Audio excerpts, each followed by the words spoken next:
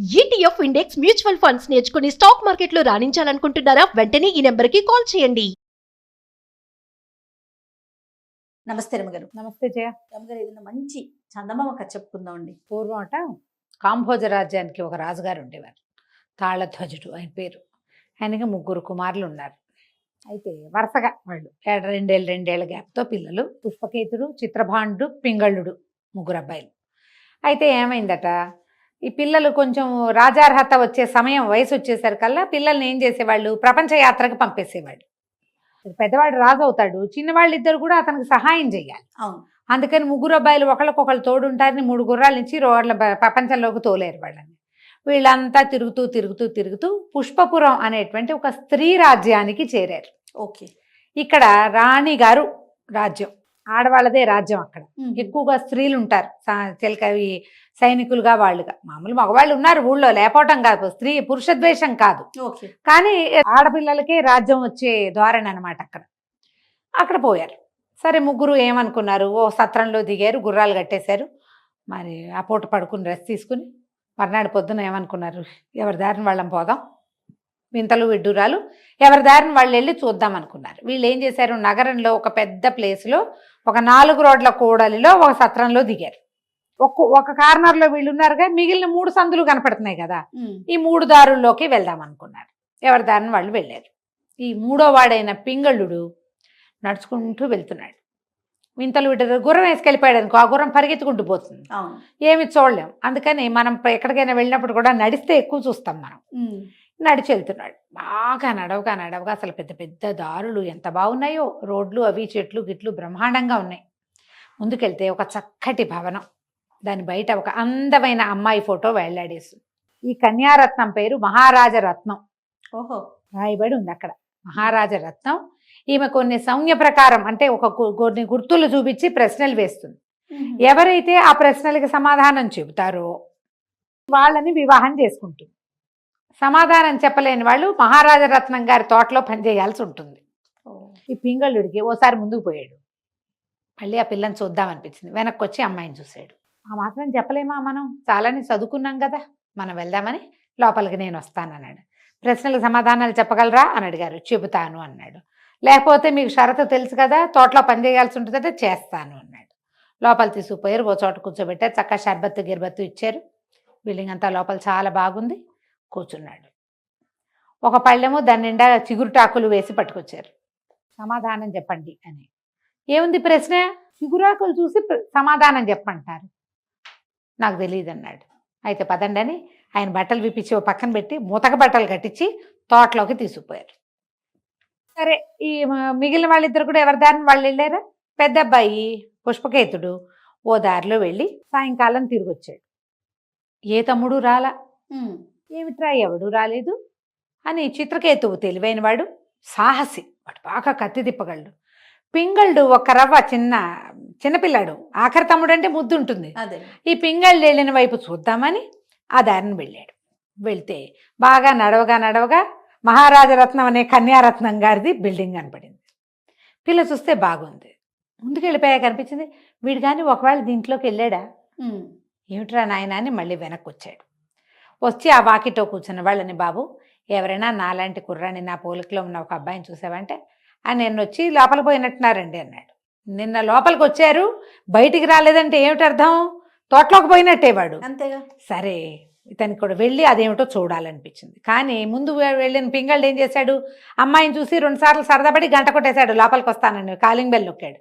ఇతను గంట కొట్ల. ఏమిటండి ఇక్కడ పద్ధతి అని ఆ కూర్చున్నవాడిని అడిగాడు.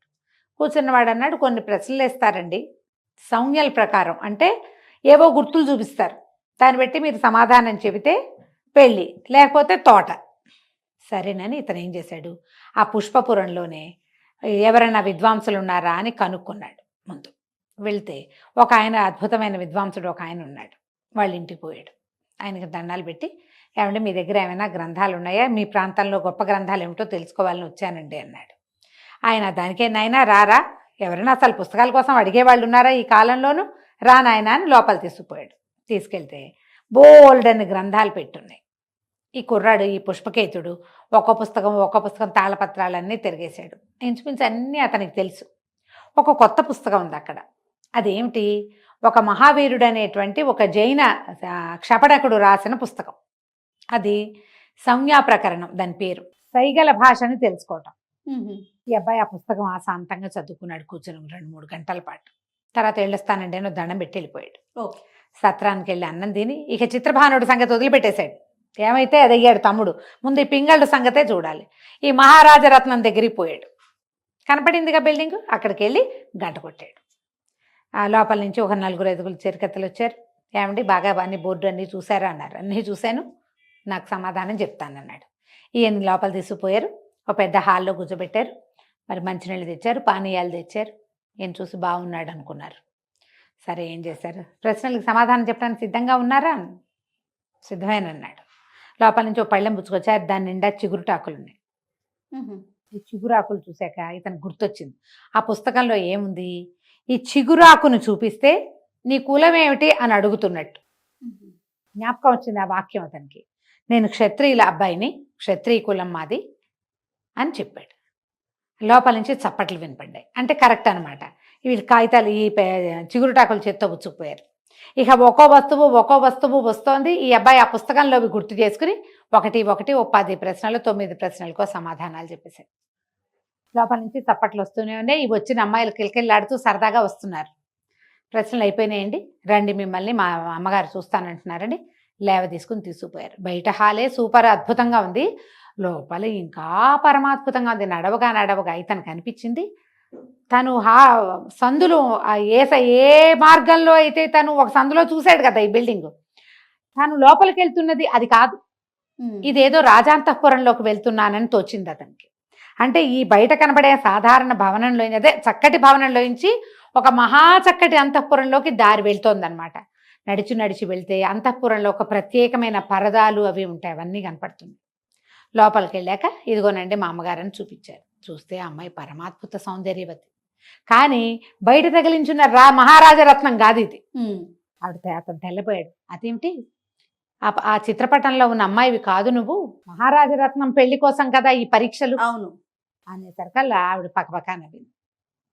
అవును, నేను ఈ రాజ్యానికి రాణిని, రాజమొకట నా పేరు, మహారాజరత్నం నా స్నేహితురాలు. ఆమె ఇంటి నుంచి అంతఃపురానికి లోపల నుంచి దారుంది, బయట ప్రపంచానికి తెలియదు. ఇది మేమిద్దరం ఇక్కడికి వచ్చి కలుసుకుంటాం. నాకు తెలివిగా ఉన్న అబ్బాయిని పెళ్లి చేసుకోవాలని కోరిక, అది కూడా క్షత్రియుడు కావాలి. నేనే గనక ప్రకటన చేస్తే కథ ఇంకోలాగా వెళ్తుంది. అందుకని మహారాజరత్నం పేరుతోటి ఈ బోర్డు పెట్టించాను. ప్రశ్నలు అడిగేవన్నీ నేనే, సమాధానాలు వచ్చేవన్నీ తీసుకునేదంతా నేనే తీసుకుంటాను. నా వివాహం కోసమే ఈ ఏర్పాటు చేశామంటే ఇతను అన్నాడు, మా తమ్ముడు కూడా దీనికి ప్రయత్నం చేశాడు, కానీ అతను ఏమైపోయాడో నాకు తెలియటం లేదు. పింగళుడు వాడి పేరు అనేసరికి ఆవిడ పక్కపక్కన, ఓహో నేను వచ్చింది మీ తమ్ముడేనా, కొద్దిగా మీకు అతనికి పోలికలున్నాయి, అయితే అతన్ని మా మహారాజరత్నం ఆల్రెడీ వరించింది, ఆ అబ్బాయి బాగున్నాడు అని అడిగింది, కాబట్టి తోటలో ఉన్నాడు కానీ వివాహం జరిపించేసేద్దాం, పర్వాలేదు, ఆమెకి ఈ లెక్కలు లేవు అని చెప్పింది. చెప్పగానే సంతోషించాడు. తమ్ముడిని తీసుకొచ్చారు. ఏరా అనుకున్నారు. తమ్ముడికి నచ్చిన అమ్మాయి రాజకుమార్తె కాదు, మహారాజరత్నం కదా అబ్బాయికి నచ్చింది. సరే మహారాజరత్నంతో పింగళుడికి, రాజమొకటతోటి ఈ పుష్పకేతుడికి వివాహం జరిగిపోయింది. మర్నాడు పొద్దునే పెళ్లి చేసేశారు. వీళ్ళు చిత్రభానుడు ఏమయ్యాడో వీళ్ళు కనుక్కోలే. ఈ సందట్లో ఉన్నారు. వాడే వస్తాడు, వాళ్ళకి అట్లా అలవాటే. ఏ ఊరైనా వెళ్తే ఎక్కడ పడితే అక్కడ తిరిగి వారానికో 10 రోజులకో మళ్ళీ కలుసుకుంటారు వాళ్ళు. వివాహం జరిగింది. 1-2 రోజులు గడిచినాయి. చిత్రభానుడు ఏమయ్యాడు, ఈ చిత్రభానుడు ఒక రోడ్డు పట్టుకుని వెళ్ళాడు. వెళ్తే ఏమైంది, వెళ్ళగా అక్కడ ఒక పెద్ద పెళ్లి పందిరింది, చాలా పెద్దది. అసలు ఎంత గ్రాండ్గా ఉందో, ఎంత వైభవోపేతంగా పెట్టారో అవన్నీ అలంకారాలు. ఈతనికి అది నచ్చింది. ఇలాంటి అలంకారాలు మన ఊళ్ళో లేవు. ఆర్కిటెక్చర్ అవి సరదా ఉన్నవాడు, డిజైనింగ్ సరదా ఉన్నవాడు అనమాట. ఈ వ్యవహారం అంతా లోపలికి వెళ్ళి చూద్దామని అక్కడ అందరూ ఆహ్వానితులే. పెళ్ళిళ్ళకి వేరే బయట వాళ్ళు వెళ్ళకూడదు, అలాంటివి ఏం లేవు. ఆహ్వానితులతో పాటు ఇతను కూడా అక్కడ పన్నీరు చల్లించుకుని, ఆ పువ్వులు ఏవో ఇస్తే పువ్వుల దండ మెళ్ళలో వేయించుకుని, ఏదో తినడానికి పెడితే అది కాస్త తిని లోపలికి వెళ్ళి కూర్చుంటే అది ఎవరిది పెళ్ళి, ఒక కోటీశ్వరుడికి సుగుణ అని అందాల రాసి ఒక కూతురు. ఈ పిల్లకి పెళ్లి నిశ్చయమైంది. ఈ పెళ్లి నిశ్చయమైంది ఎవరితోటి, ఇక్కడి నుంచి కనీసం ఒక 6 నెలల పాటు ప్రయాణం చేసి రావాల్సిన ఇంకో ద్వీపం, సింహళ ద్వీప నివాసి అయిన ఒక కోటీశ్వరుడి కుమారుడితోటి. వాళ్ళు వచ్చి మాట్లాడుకుని పెళ్లి కుదిర్చారు. పాతకాలంలో ఎట్లా చేసేవాళ్ళు, పెళ్లి వాళ్ళు వచ్చేవాళ్ళు కాదు, వాళ్ళ తరఫు నుంచి కొంతమంది వచ్చేవాళ్ళు. మనం ఎన్ని కథల్లో చూసాం. అవును, అవునండి. వచ్చి ఈ పిల్లని చూసి గుణగణాలు అన్నీ చూసి వీళ్ళ ఆస్తి పాస్తి చూసి ఫలానా వాళ్ళ అబ్బాయి ఉన్నాడంటే అని వాడి వివరాలు ఫోటోలు గిటోలు ఇచ్చి అలాగే నమ్మి పెళ్ళిళ్ళు చేసుకునేవాళ్ళు. ఓకే అనుకున్నారు, పెళ్లి సరే అనుకున్నారు. సరే అనుకున్నాక ఏమైంది, వాళ్ళు ఏం చేశారు, ఉత్తరం ఎలా రాశారు, మేము మా ప్రాంతం నుంచి బయలుదేరి రావడానికి మొత్తం మీద మాకు ఒక 4-5 నెలల సమయం పడుతుంది కాబట్టి 6 నెలల తర్వాత ముహూర్తం పెట్టించండి, ఫలానా ముహూర్తం అని రాశారు. వీళ్ళు ముహూర్తం పెట్టించుకున్నారు. సుముహూర్తం సమీపించింది. ఆ పెళ్లి వాళ్ళు రావాలి. వాళ్ళు ఇకనో ఇప్పుడో వస్తారని చూస్తున్నారు. వాళ్ళు రాలేదు. ఈ పెళ్లి సందడంతా అవుతోంది. పెళ్లికి ఏమిటి, ఆ రోజు పెళ్లి అంటే అప్పుడే కాదు కదా, ఒక 5 రోజులు 4 రోజుల ముందు హడావిడిలు చేస్తారు. మండపాలు వేస్తారు, అందరూ వచ్చి తింటూ ఉంటారు, పిల్లలు పెళ్లి కూతురుని చేయటము అవి ఇవి రకరకాలు నడుస్తున్నాయి, అన్నీ నడుస్తున్నాయి. వస్తారని చూస్తున్నారు, ఎప్పటికీ పెళ్లి వాళ్ళు రారు. ముహూర్తం కూడా సమీపించింది, ఒక పూటలోకి వచ్చేసి ఇంతలో వార్త వచ్చింది. ఏమిటి, అక్కడి నుంచి వస్తున్నటువంటి నవకోటి నారాయణ గారు మహాకోటీశ్వరుడైన ఆ పెద్ద మనిషి వాళ్ళ పడవలు పగిలిపోయినాయి, వాళ్ళంతా జలంలో పడిపోయారు, పెళ్లి కుమారుడు గల్లంతే అని వచ్చింది వార్త. ఈయన లబోదిబోమన్నాడు, ఏం చేయాలి, 6 నెలల నుంచి పిల్ల పెళ్ళని ప్రచారం జరిగింది పుష్పపురంలో, అయిందా? 5 రోజుల నుంచి పెళ్లి ఏర్పాట్లు చేశారు. 5 రోజుల నుంచి ఊళ్ళో ఉన్న జనమంతా ఇక్కడే పడి తింటున్నారు. ఇకనో ఇప్పుడు పెళ్లి కొడుకు వస్తాడనగా వాళ్ళు అసలు రావట్లేదని, అసలు రారని అయ్యేసరికల్లా ఇప్పుడు పిల్ల మాట ఏమిటి, ఇప్పుడు ఇంత ప్రయత్నం చేశాం కదా. ఆయన చాలా దిగులు పడిపోయి అటు ఇటు చూసి ఈ మండపంలో గైరుగా కనపడుతున్న 5-6 మగపిల్లల వైపు చూడడం మొదలుపెట్టాడు.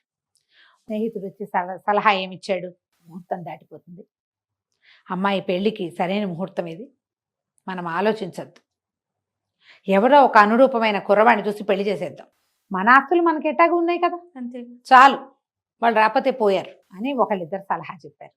ఈయన ఈ మండపంలో అటు ఇటు చూస్తుంటే చక్కగా రాజోచితమైన బట్టలు వేసుకుని మెళ్ళో పువ్వుల దండ వేసుకుని పన్నీరు ఇచ్చిన అది ఒక చిన్నది ఇచ్చారు, కర్పూరం వాసన చూస్తున్న ఈ చిత్రభానుడు కనపడ్డాడు. ఈ అబ్బాయి ఎవరు, కొత్తగా ఉన్నాడు, ఎవరు ఏమిటని కనుక్కున్నారు. కనుక్కుంటే ఈయన పై ఊరు నుంచి వచ్చిన క్షత్రియ కుమారుడని, ఓ రాజకుమారుడు.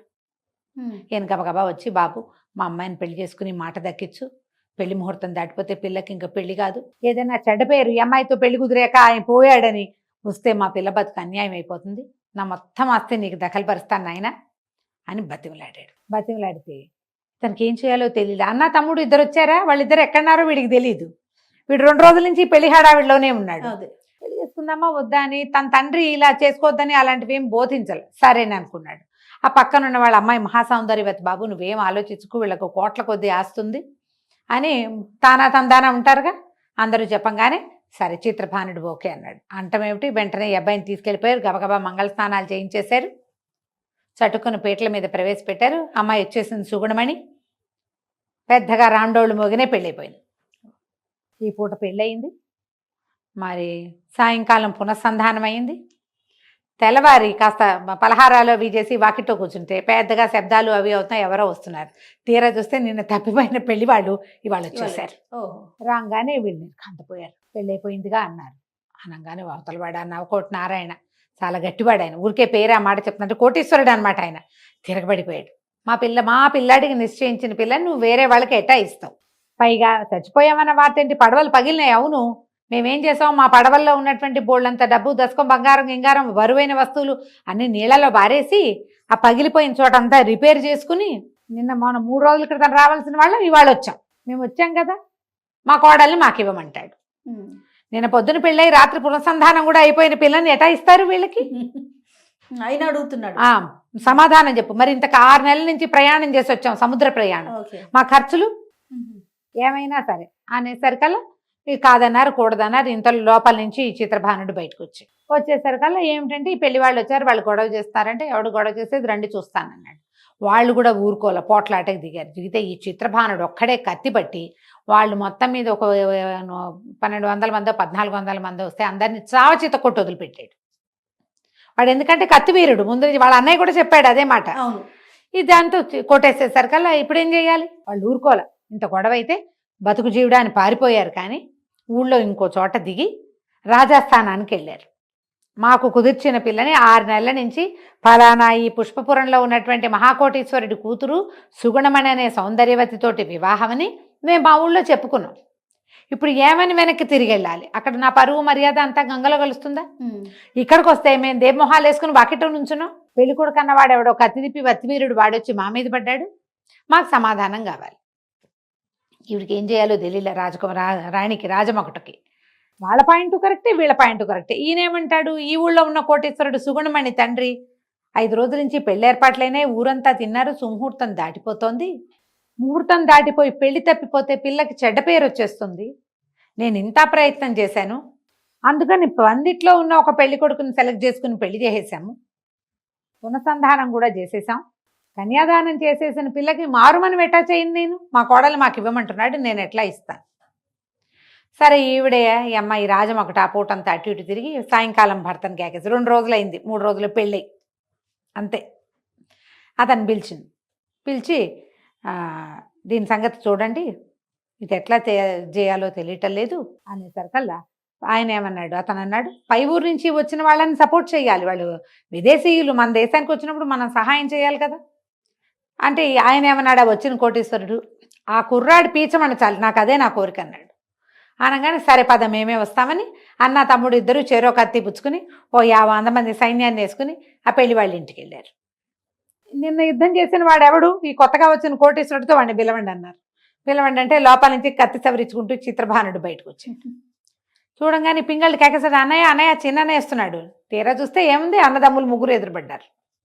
ఇదేంట్రా నాయన అంటే, నేను ఈ పెళ్లికి వచ్చాను, వీళ్ళేమో ఇట్లా పెళ్ళయింది, ఇప్పుడు వివాహం అయిపోయాక పెళ్ళైపోయిన పిల్లని ఇవ్వమంటున్నారు వీళ్ళు, నా భార్యను రక్షించుకోవడం నా విధి, అందుకని నేను రక్షణకు పూనుకున్నా అనగానే ఇక రాజుగారు వెంటనే సర్దుకుని, అంటే రాణిగారి భర్త పెద్దబ్బాయి పుష్పకేతు సర్దుకుని ఆ అవతల దేశం నుంచి వచ్చిన కోటీశ్వరిని కూర్చోబెట్టి మాట్లాడించి, మీ ఖర్చులన్నీ ఇప్పిస్తాను, ఈ ఊరు నుంచే ఒక సౌందర్యవతి అయిన పిల్లని ఇచ్చి మీ వాడికి పెళ్లి చేయిస్తాం, ఈ ఊరు పిల్లే కాబట్టి పేర్లు ఎవరికి తెలుసు అని చెప్పి ఇంకో కోటేశ్వర్లు ఎవరిళ్లలో ఆడపిల్లలు ఉన్నారో ఎంక్వైరీ చేసి ఓ పిల్లని ఇచ్చి పెళ్లి చేయించి ఆ పిల్లతో సహా వీళ్ళ ఖర్చులు వీళ్ళతోటి ఇప్పించి ఈ తమ్ముడు మావగారితోటి పంపించారు. తర్వాత చక్కగా 3 అబ్బాయిలు ఈ స్త్రీ రాజ్యంలోనే చాలా రోజులు సుఖంగా ఉన్నారు. తర్వాత చిన్నవాళ్ళిద్దరు వాళ్ళ భార్యలను తీసుకుని సొంత ఊరు వెళ్ళారు. పెద్ద ఆయన మాత్రం ఇక్కడ రాజుగా ఉన్నాడు, కథ కంచికి మనం ఇంటికి. బాగుంది రమ్మగారు.